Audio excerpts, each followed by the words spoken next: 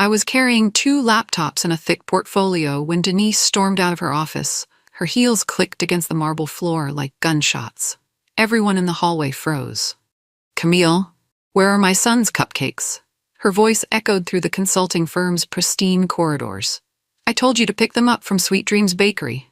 I stopped walking and turned to face her. My heart pounded, but I kept my voice steady. "I'm not your assistant, Denise. I'm your project lead." The words hung in the air like smoke. Denise's face turned red. She stepped closer, close enough that I could smell her expensive perfume mixed with coffee breath. "What did you just say to me?" I said, "I'm not your personal assistant. I have actual work to do." The slap came so fast I didn't see it coming. The sound cracked through the hallway like a whip. My cheek burned. Gasps rippled through the small crowd that had gathered. I touched my face, shocked. In my peripheral vision, I noticed someone unexpected, a quiet older man in a gray cardigan, standing by the elevator. He was watching everything with sharp eyes. Then he slipped away silently, like he was never there. 6 months earlier, I had been thrilled to join JT and Associates. I had just landed them a huge contract with a pharmaceutical company. The partners were impressed. They hired me as a senior project coordinator with promises of quick advancement. Denise Halver was my supervisor. On my first day, she seemed warm and welcoming. She took me to lunch at an expensive restaurant and talked about mentorship and growth opportunities. "I see so much potential in you," she said, cutting her salmon delicately. "Stick with me, and you'll go far here." For the first month, everything was perfect. I handled major client presentations, managed complex timelines, and exceeded every expectation. Then something shifted. It started small. "Camille, could you grab my dry cleaning? You pass that street anyway." Then it escalated. "My yoga instructor needs to reschedule. Can you call her?" Soon I was booking her hair appointments, buying gifts for her relatives, and running errands that had nothing to do with work. At first, I did it. I wanted to stay in her good graces. I thought it was temporary. I was wrong. 20 minutes after the slap, my desk phone rang. It was Eli from HR. "Camille, we need you to come down immediately. There's been a report filed against you." My stomach dropped. I walked to HR feeling like I was walking to my execution. Eli looked uncomfortable as I sat across from her desk. "There's been an allegation that you acted aggressively toward Denise Halver. She says you yelled at her and made threatening gestures." I blinked in disbelief. "That's not what happened." She's provided a detailed account. "According to her report, you became hostile when she asked you to help with a simple task. She asked me to pick up cupcakes for her son. When I refused, she slapped me. There were witnesses." Eli shifted in her chair. "Denise mentioned you've been insubordinate for weeks. She says this outburst was the final straw." "What about the slap?" "There's no mention of physical contact in her report." I felt the walls closing in. "So you're taking her word over mine? We're conducting a fair investigation. Until then, you're on unpaid leave." As I cleaned out my desk, my phone buzzed with a text from an unknown number.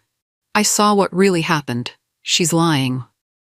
I spent the evening trying to figure out who texted me. The next morning, I drove back to the office building. I needed to understand what I was dealing with. I waited in the lobby, watching people come and go. Around 10 o'clock, I approached Marcus, the friendly janitor who always said hello. "Marcus, yesterday there was an older man in a gray cardigan on our floor. Do you know who that might be?" His eyes widened slightly. "Gray cardigan? Tall guy, maybe 70s? Yes, that sounds right." Marcus glanced around nervously, then leaned closer. "That's Mr. Thorpe, Graham Thorpe. The name didn't mean anything to me. Does he work here?" "Not exactly." Marcus paused, choosing his words carefully. "He's one of the guys who started this place back in the day, retired now, but he still owns most of it. Shows up maybe once a month, just walking around, watching things." My pulse quickened. "Watching things?" "Yeah, people don't usually notice him. He keeps quiet, observes how the company's running. Word is he's not always happy with what he sees." I thanked Marcus and walked back to my car, my mind racing. The co-founder witnessed Denise slap me, but would he do anything about it? That night, I spent hours crafting a letter. I kept it simple and respectful. I wasn't asking for help, just confirmation of what he saw. "Dear Mr. Thorpe, I believe you may have witnessed an incident yesterday involving myself and Denise Halver. I'm currently under investigation and wanted to know if you saw what happened. Respectfully, Camille Rivers. I found his address through public records and mailed it the next morning. I didn't expect a response. 2 days later, my phone rang. Unknown number. Miss Rivers? This is Graham Thorpe. My heart nearly stopped.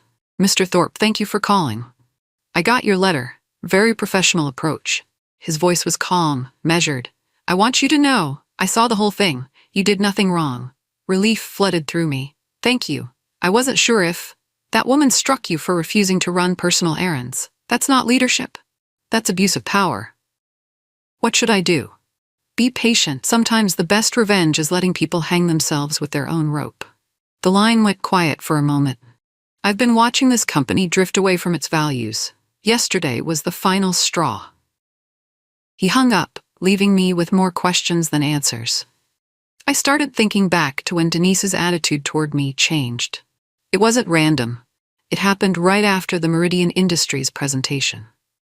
I had worked for 3 weeks preparing a proposal for their pharmaceutical account. The presentation went perfectly. The clients loved my strategy. Mr. Patterson, one of the senior partners, pulled me aside afterward. Exceptional work, Camille. This is exactly the kind of thinking we need more of. I was glowing with pride, until I saw Denise's face. That night, she asked me to stay late to discuss my role moving forward. I thought she was going to congratulate me, or maybe offer a promotion. Instead, she said, "You need to understand something about this company. We work as a team. No one person gets to be the star." The next day, she asked me to pick up her lunch, then her dry cleaning, then to call her car dealer about an oil change. It hit me then. Denise wasn't just being difficult. She was trying to humiliate me. She was afraid I was being groomed to replace her, so she started treating me like a servant to put me in my place. The realization made my anger burn hotter. This was calculated. A week passed. Then Marcus texted me. "Mr. Thorpe is here?" Heading to Denise's office. I wished I could be a fly on the wall for that conversation. Later, through the intern who texted me, Jenny, I learned what happened. Mr. Thorpe knocked on Denise's door and introduced himself casually. He said he was doing informal check-ins with department heads. "I've heard some concerning things about staff morale," he told her, "particularly regarding Camille Rivers. I understand there were some performance issues." Denise jumped at the chance to trash me. She painted me as insubordinate, unprofessional, and disruptive to team harmony. "She has anger management problems," Denise said confidently. "I've been documenting everything." What Denise didn't know was that Mr. Thorpe was recording the entire conversation on his phone. Every lie, every exaggeration, every character assassination, all captured in her own voice. "Interesting," he said, when she finished.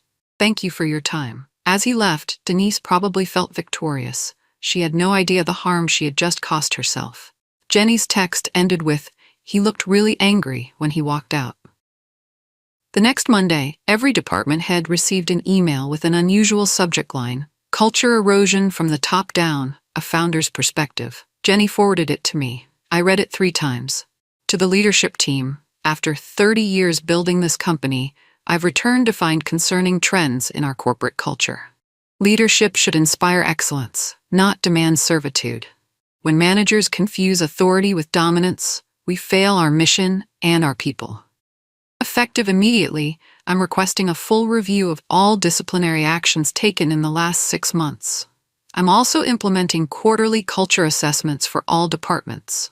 We built this company on respect and merit. Let's remember that. Graham Thorpe, co-founder and majority shareholder. At the bottom there was a small note, CC, Camille Rivers. I stared at that line. He CC'd me on an email to the entire leadership team. The message was clear. I wasn't going anywhere, and he was watching. My phone buzzed with a text from an unknown number. "Check your email." It was from Mr. Thorpe's assistant. "Mr. Thorpe would like to schedule a meeting at your convenience." Things were about to get interesting. The meeting was set for Thursday. But Wednesday afternoon, I got an unexpected visitor. Robert Patterson, one of the senior partners, asked me to meet him at a coffee shop near the office. He looked nervous as he stirred his espresso. "Camille, I need to tell you something about Denise. This isn't the first time." My pulse quickened. "What do you mean?" 5 years ago, I worked with her at Fletcher and Associates. There was a talented young woman there, Eli Clark. Brilliant analyst, great with clients. Denise was her supervisor. He paused, choosing his words carefully. Eli started getting recognition from the partners. Client feedback was outstanding.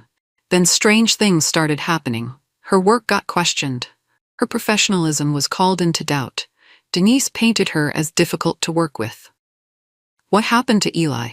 She was pushed out. Denise made her life so miserable that she eventually quit. Robert looked directly at me.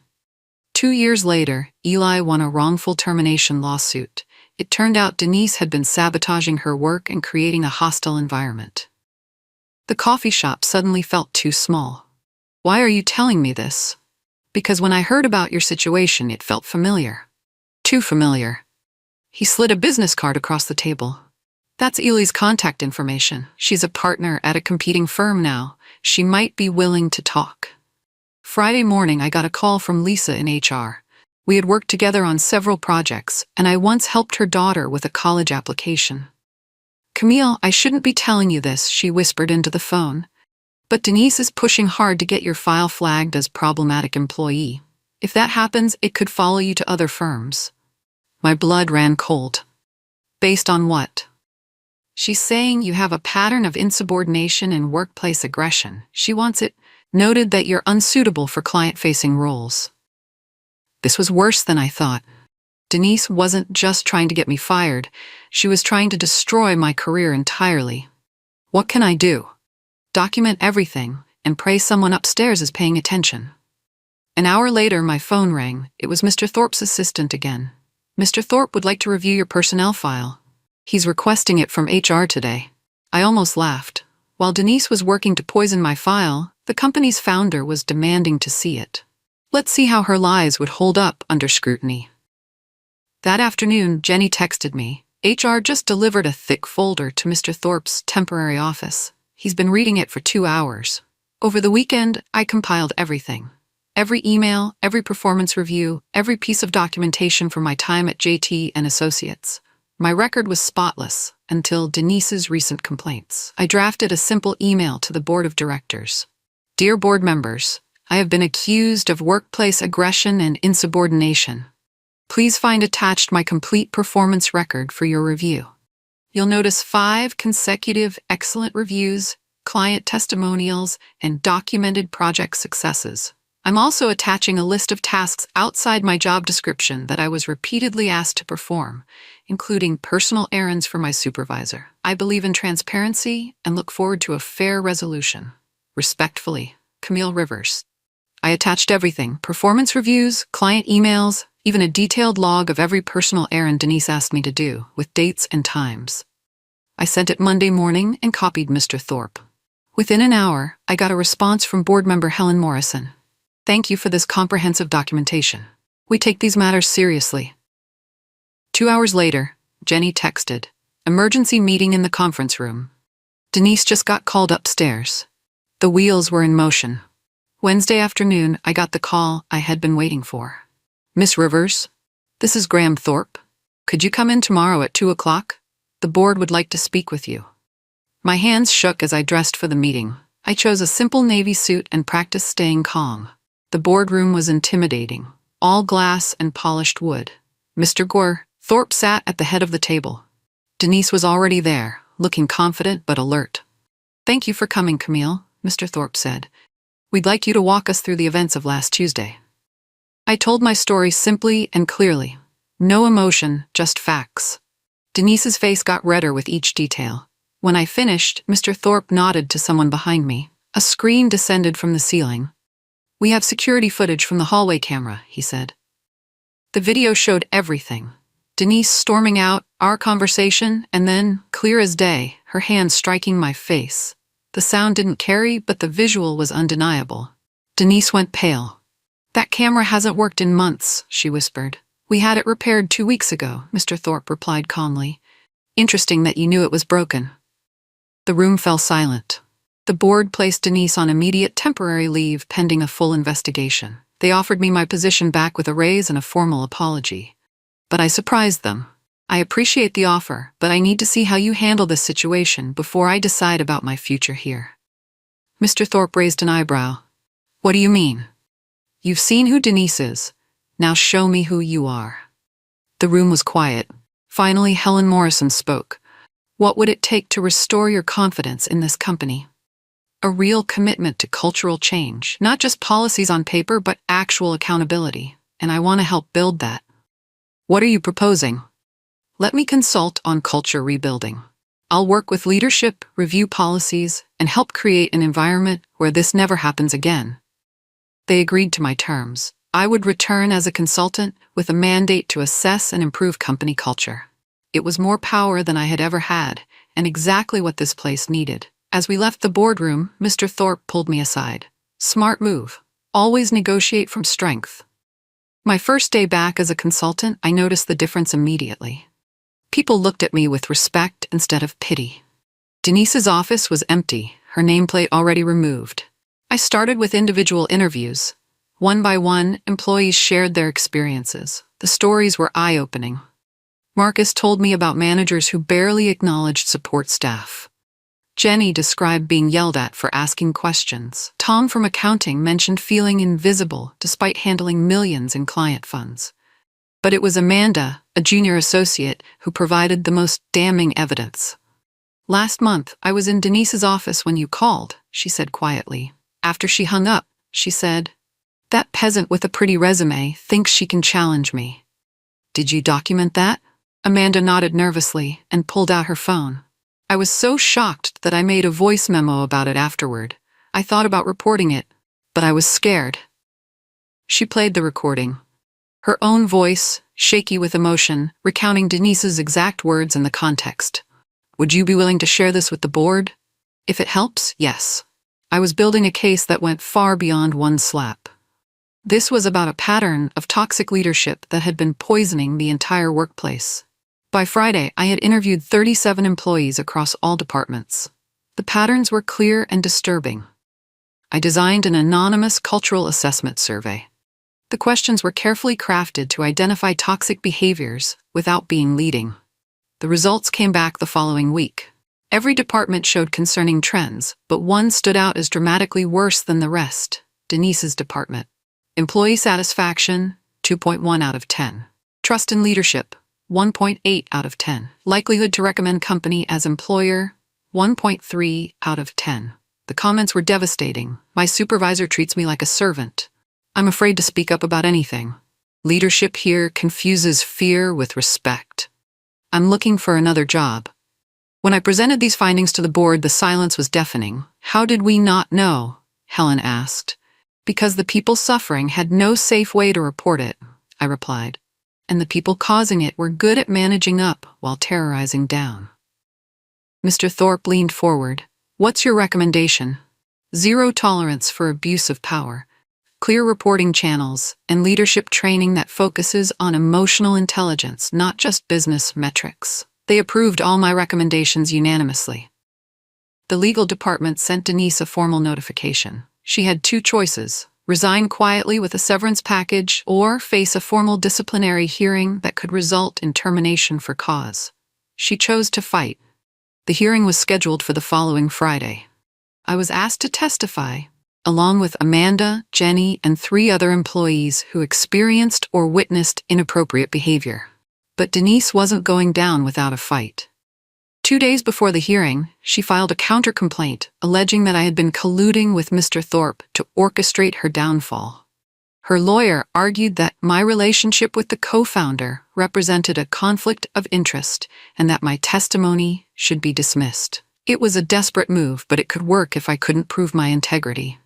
That's when I remembered my documentation. Every personal errand, every inappropriate request, every boundary she crossed, all recorded with dates, times, and witnesses. I compiled a timeline that spanned 6 months. March 15, asked to pick up dry cleaning. March 22, asked to schedule personal yoga session. April 3, asked to buy gift for her mother's birthday. April 18, asked to wait for furniture delivery at her house. 27 personal errands total, all outside my job description. Let her explain that away. The hearing took place in the largest conference room. A three-person panel included an outside employment lawyer, Helen Morrison, and Mr. Thorpe. Denise arrived with her attorney, looking defiant. She was wearing her most expensive suit and carrying herself like she was the victim. I testified first, keeping my voice steady and factual. I presented my timeline of inappropriate requests, my documentation of professional accomplishments, and the recording Amanda made. Miss Rivers, Denise's lawyer, said during cross-examination, "Isn't it true that you've been working with Mr. Thorpe to target my client?" "No. Mr. Thorpe contacted me after witnessing your client strike me. Our professional relationship began after that incident." "But you admit you've been collecting evidence against her?" "I've been documenting inappropriate behavior because I suspected it might escalate." I was right. When Denise took the stand, she stuck to her story. I was insubordinate, aggressive, and unprofessional. The slap was defensive because she felt threatened. But when they played the security footage again, her story fell apart. The video clearly showed her as the aggressor. The panel deliberated for 30 minutes. When they returned, their decision was unanimous. "Miss Halver, your employment with JT and Associates is terminated effective immediately." Denise cleared out her office under security escort. She didn't look at me as she passed my temporary workspace, but I could feel her anger radiating like heat. The next morning, Mr. Thorpe called me into his office. "The board is impressed with your consulting work. We'd like to offer you a permanent position, partner track with equity participation." It was everything I had dreamed of when I first started there, but I had a different idea. "I appreciate the offer, but I'd like to propose something else." "I'm listening." "Create a new department, Human Culture and Development. Focus on leadership training, conflict resolution, and creating systems that prevent toxic behavior before it starts." Mr. Thorpe leaned back in his chair. "You want to be the director of this new department?" "I want to build something that ensures what happened to me never happens to anyone else here." He smiled. The first genuine smile I had seen from him. "Done. When can you start?" My new office was down the hall from where Denise used to work. The irony wasn't lost on me. My first initiative was implementing one-on-one meetings with every new hire. I wanted to hear their concerns before they became problems. During my third week, I was meeting with Rebecca, a young marketing coordinator. She seemed nervous, fidgeting with her pen. "Is there something specific you'd like to discuss?" I asked. She hesitated, then said, "When I applied here, Denise Halver interviewed me for a different position. She told me the company wasn't looking for soft types and that I should consider other firms." My blood ran cold. "When was this?" 6 months ago. I applied anyway because I really wanted to work here. But her comments stuck with me. 6 months ago, right around when Denise was feeling threatened by my success, she had been actively trying to keep talented women away from the company. "Thank you for telling me," I said. "That behavior was completely inappropriate and not representative of our values. I know that now." But how many other people were discouraged from applying? It was a good question, one that made me realize our culture problems had run deeper than I thought. A month later, I was reviewing exit interview data when I noticed a disturbing pattern. Over the past 2 years, 15 high-performing women had left the company. Most cited poor cultural fit or limited growth opportunities. I cross-referenced the dates with Denise's tenure as department head.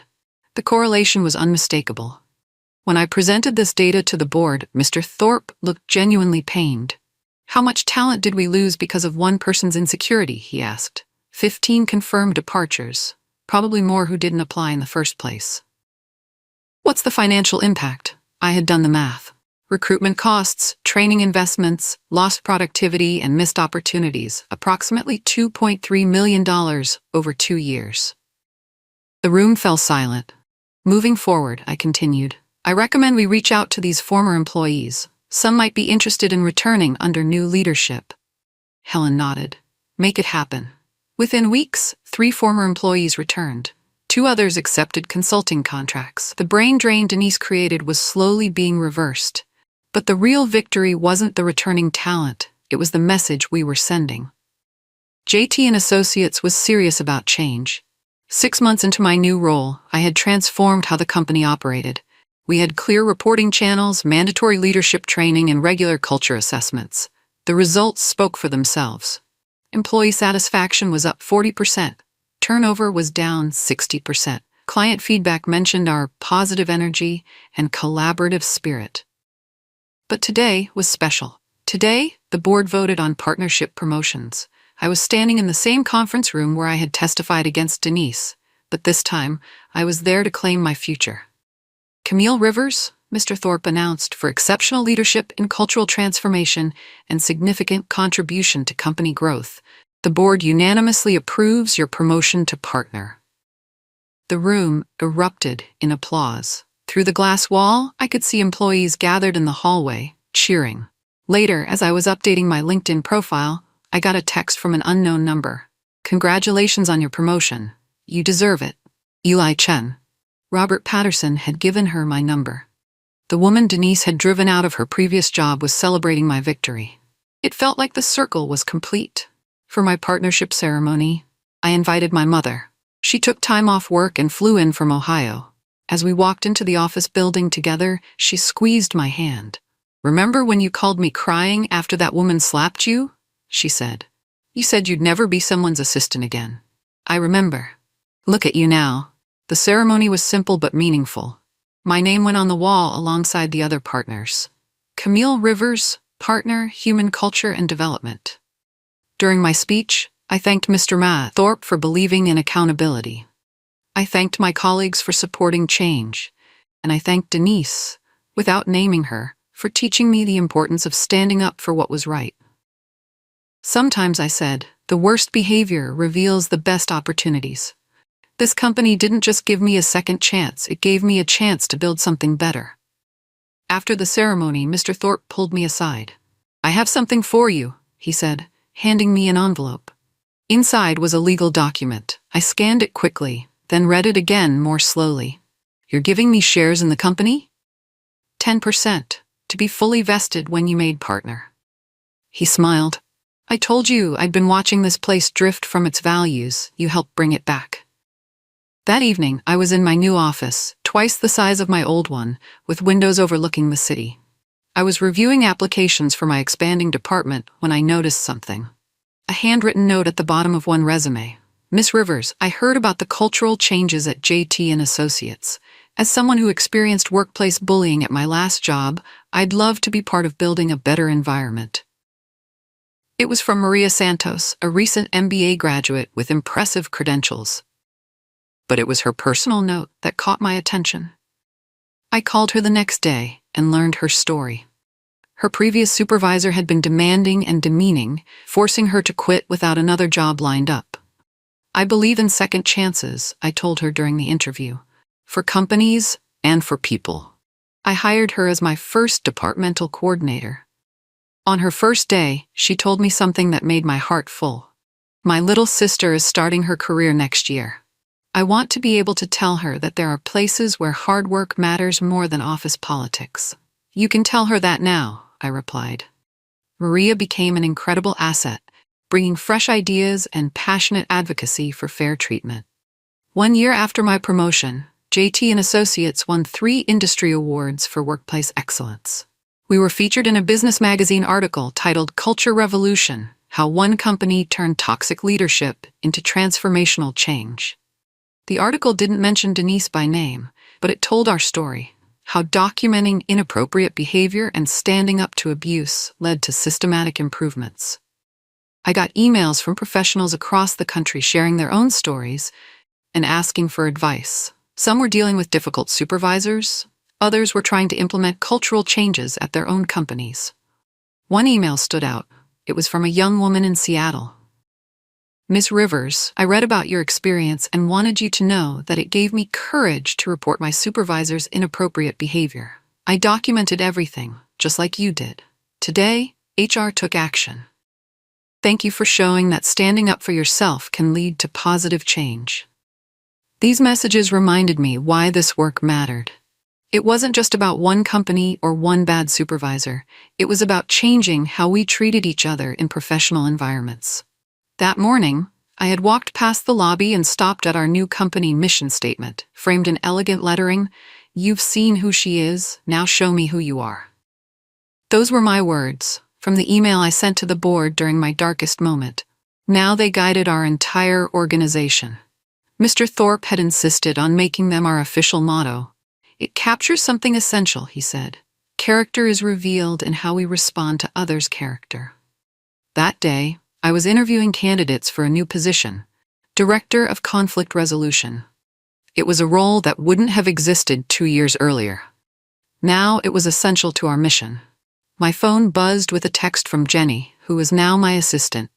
"The new hire orientation starts in 10 minutes.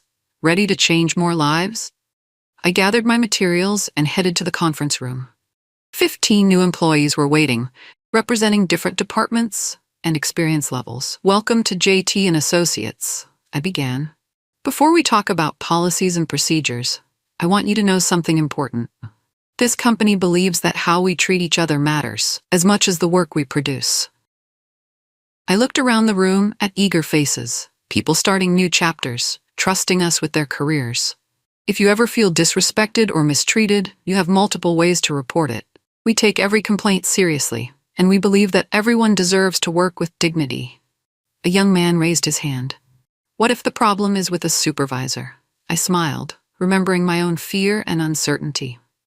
"Then you document it, report it, and trust that we'll do the right thing. Because that's who we are now."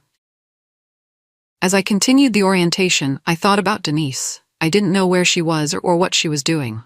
I hoped she had learned from what happened. I hoped she was treating people better. But mostly, I was focused on the future we had built. One conversation, one policy, one person at a time. The slap that was meant to humiliate me had become the catalyst for transformation. Sometimes the worst moments created the best opportunities. And that was exactly who we had become.